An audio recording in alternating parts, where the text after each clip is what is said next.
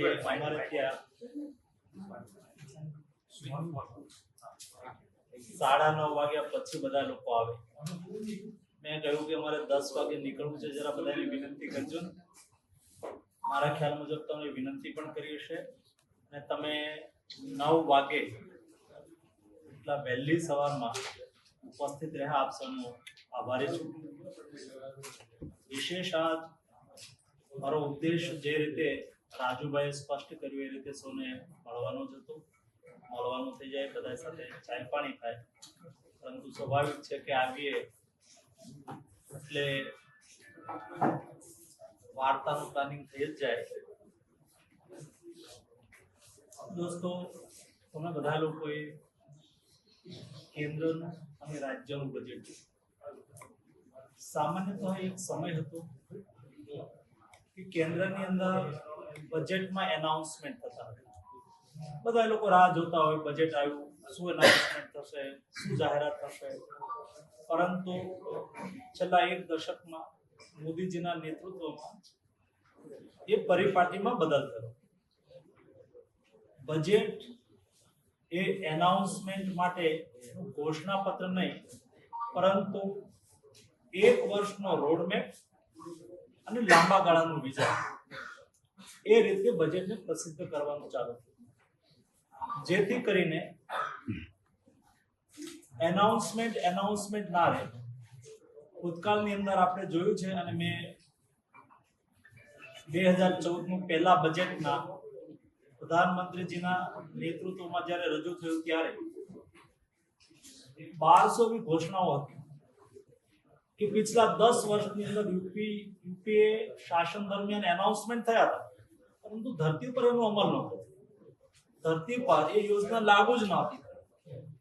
એના બદલે એક વર્ષનું નક્કર આયોજન, રોડમેપ અને લાંબા ગાળાના વિઝન રૂપે બજેટની શરૂઆત થઈ. હવે દોસ્તો, 2014નું પહેલું બજેટ, એ બજેટની અંદર એક વિઝન આપવામાં આવ્યું હતું અને સમયે સમયે વિઝનને અનુરૂપ કાર્ય યોજના બનતી ગઈ. દેશ આગળ વધતો ગયો. પરિણામે આવ્યું નક્કર આયોજનનું અને લોંગ ટર્મ વિઝનનું. આજે દેશનું બજેટ 50 લાખ કરોડ રૂપિયા થયું, જે 2014ની અંદર 17 લાખ કરોડ રૂપિયા. આ 50 લાખ કરોડનું બજેટ એ વિકસિત ભારતને ઘડનારું બજેટ છે. એટલે કે વર્તમાન બજેટ એ એક વર્ષનો રોડમેપ અને 2047, યાની કે ભારત 2047 અંદર જ્યારે આઝાદીનું શતાબ્દી વર્ષ મનાવતો હોય ત્યારે આપણે વિકસિત ભારત બનવું છે, ડેવલપ્ડ કન્ટ્રી બનવું છે. તો ડેવલપ્ડ કન્ટ્રી બનવા માટે થઈને શું જોઈએ? તો કે દેશની અંદર બેસ્ટ ઇન્ફ્રાસ્ટ્રક્ચર જોઈએ, દેશની અંદર બેસ્ટ કોમ્યુનિકેશન જોઈએ, દેશની અંદર બેસ્ટ એજ્યુકેશન જોઈએ, દેશની અંદર રિસર્ચ જોઈએ, દેશનું એક્સપોઝર જોઈએ, દેશના સ્ટાન્ડર્ડ ઇન્ટરનેશનલ હોવા જોઈએ.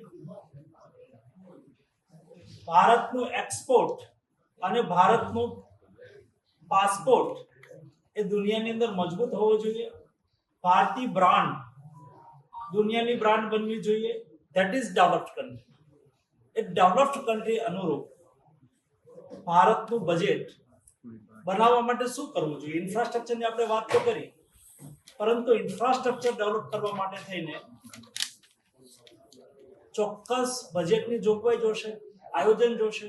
આયોજનના ભાગરૂપે એક દશકની અંદર મને યાદ છે 2014ની અંદર ઇન્ફ્રાસ્ટ્રક્ચરની પાછળ ભારત સરકારનું બજેટ 1,60,000 કરોડ રૂપિયા, 1,60,000 કરોડ. આ વર્ષનું ઇન્ફ્રાસ્ટ્રક્ચરનું બજેટ 11.5 લાખ કરોડ રૂપિયા છે. ત્યારે આપણે રોડ નેટવર્ક ઊભું કરી શકીશું, સ્ટ્રોંગ રેલવે નેટવર્ક ઊભું કરી શકીશું, ત્યારે આપણે મેટ્રો ઊભી કરી શકીશું, ત્યારે આપણે દેશના બેસ્ટ ક્લાસ પોર્ટ બનાવી શકીશું. એના માટે થઈને ઇન્ફ્રાસ્ટ્રક્ચર પાછળ આપણે 15 લાખ કરોડ રૂપિયાનો ખર્ચ પ્રતિ વર્ષ 2025માં બેસ્ટ ક્લાસ પોર્ટ બનાવી શકીશું. એના માટે થઈને ઇન્ફ્રાસ્ટ્રક્ચર પાછળ આપણે 15 લાખ કરોડ રૂપિયાનો ખર્ચ પ્રતિ વર્ષ 2025-2047 સુધી કરતા રહીશું. ત્યારે આપણું ઇન્ફ્રાસ્ટ્રક્ચર ઇન્ટરનેશનલ સ્ટાન્ડર્ડનું બની શકે. માત્ર તમે વાત કરો ને નક્કર કાર્યયોજના ન થાય તો થાય કેવું, આપણને બધાને જે મારી 50 ની આજુબાજુ અથવા એબો ઉંમરના લોકો હશે એમને ખ્યાલ હશે, સન્માનીય રાજીવ ગાંધી દેશના પ્રધાનમંત્રી ને એમણે એ વખતે 21મી સદીની વાત કરી. ભારતને 21મી સદીમાં લઈ જવું છે. 21મી સદીમાં લઈ જવાની વાત તો કરી, એટલે કે અમારે ડેવલપ કરવો છે દેશ. એ વખતે બધા જ ભાષણ, બધા જ બેનર ઉપર 21મી સદી એવું લખેલું આવતું હતું. પરંતુ 21મી સદીને અનુરૂપ પ્લાનિંગ નહીં કરી શકે. એટલે કે આપણે રાજકોટથી મુંબઈ જવું છે, આપણે ટિકિટ લીધી ટ્રેનની આપણે ટિકિટ લીધી હોય તો ટ્રેનનો ટાઈમ હોય કે બપોરે 12 વાગે ટ્રેન ઉપડવાની છે, તો 11:45 આપણે રેલવે સ્ટેશન પહોંચવું પડે. 5 મિનિટ પહેલા પ્લેટફોર્મ પર પહોંચવું પડે. તમારો જે કોચ હોય એની સામે તમે ઊભા રહી જાઓ અને ટ્રેન આવે તો 3 મિનિટ રૂકે. તમે ટ્રેનના કોચની સામે ઊભા ન હો તો ટ્રેન તો એનો ટાઈમ આવે ને જતી રહે. તમે ટાઈમે ન પહોંચે તો તમે ટ્રેન ચૂકી જાઓ. એ વખતે 21મી સદીની વાત થઈ, પરંતુ 21મી સદીનું પ્લાનિંગ નહીં કરી શક્યા, એટલે વિકાસની ટ્રેન એ ચૂકી ગયા હતા. પરંતુ ફરીને વિકાસની ગતિને પ્લાનિંગ સાથે 2047ના રોડ મેપ સાથે જોડીને પ્રધાનમંત્રીએ જે પ્લાનિંગ કર્યું એને અનુરૂપ બજેટ બન્યું. For example, employment. તમે પીએલઆઈ સ્કીમની વાત તો સાંભળી હશે કે હવે પ્રોડક્શન લિંક ઇન્સેન્ટિવથી આપણે દેશના ઉદ્યોગોને મદદ કરીએ. પરંતુ તમે એમ્પ્લોયમેન્ટ લિંક ઇન્સેન્ટિવ દુનિયામાં ક્યાંય નહીં સાંભળ્યું કે તમે રોજગાર નિર્માણ કરો તો સરકાર તમને મદદ કરશે. હું એમ્પ્લોયમેન્ટ મિનિસ્ટર છું ભારત સરકારનું.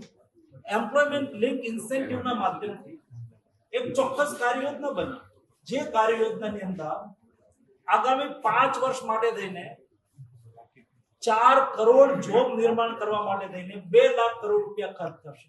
તો જોબ નિર્માણ કરનાર વ્યક્તિ એને ઈપીએફ નું કોન્ટ્રીબ્યુશન સરકાર આપશે, એને મદદ કરશે, ત્યારે એ નવા કર્મચારીઓને જોઈન કરે. એવી રીતે કોઈ નવો કર્મચારી જોડાય છે તો એને 5-5-5 એમ કરીને 3 હપ્તાની અંદર 15,000 ની સહાય કરશે. એમાં એક મહત્વપૂર્ણ નિર્ણય થયો, બહુ સમજવા જેવો નિર્ણય છે. બજેટની અંદર, લાસ્ટ બજેટની અંદર સરકારે કહ્યું કે અમે દેશની 500 પ્રીમિયમ કંપની આ કંપનીઓની અંદર દેશના 1 કરોડ યુવાઓને 5 વર્ષની અંદર ટ્રેનિંગ આપીશું, ઇન્ટર્નશિપ આપીશું.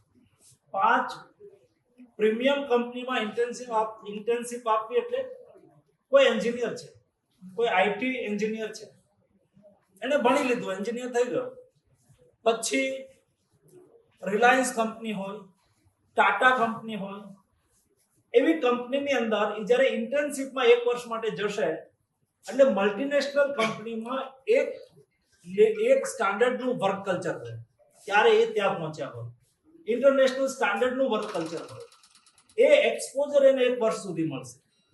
એ ત્યાંથી ટ્રેનિંગ લઈ અને કોઈ ડાઉનસ્ટ્રીમ ઇન્ડસ્ટ્રીઝની અંદર આપણે રાજકોટ આપણા યુવાનીઓ કોઈ ટ્રેનિંગ લઈને આવ્યો, ઇન્ટર્નશિપ કરીને આવ્યો, પછી રાજકોટની કોઈ ઇન્ડસ્ટ્રીઝમાં એ મુખ્ય મેનેજર તરીકે જોડાય તો એને એ વર્ક કલ્ચરનો લાભ અહીંયા મળશે.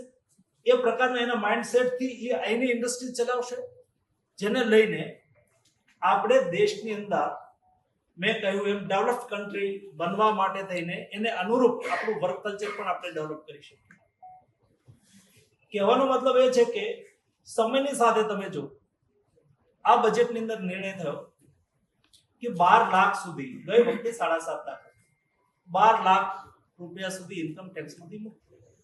તમે જ્યારે 12 લાખ રૂપિયામાંથી ઇન્કમ ટેક્સમાંથી મુક્તિ આપવામાં આવે છે ત્યારે મધ્યમ વર્ગને કેટલો ફાયદો થાય? જેને 12 લાખ રૂપિયા સુધીની ઇન્કમ હોય એવા લોકોને ગયા વર્ષને આ વર્ષની સાપેક્ષમાં 1,20,000 રૂપિયાના જેબમાં બચત ટેક્સ.